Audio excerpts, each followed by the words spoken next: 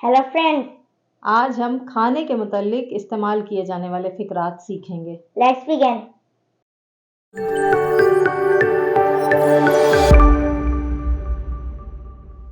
मुझे भूख लग रही है।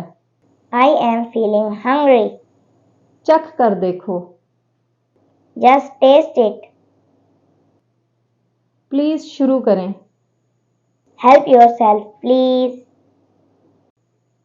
थोड़ा शोरबा और दें। May I have some more gravy.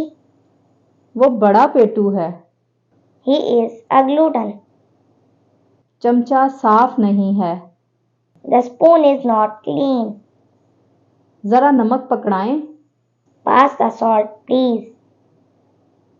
मुझे थोड़ा ताज़ा मक्खन दें। Give me some fresh butter. थोड़ा और लें। Bring some more. मुझे एक प्याली कॉफ़ी ला दें। Bring me a cup of coffee. चाय डालें। Pour the tea. थोड़ा और लें। Have a little more. आओ हम एक साथ नाश्ता करें। Let's have breakfast together. आपके पास मीठे में क्या है? What sweet dishes do you have? क्या आपने खाना खा लिया? Have you finished the meal? जल्दी आओ, खाना लगा दिया गया है। Hurry up, the food have been served.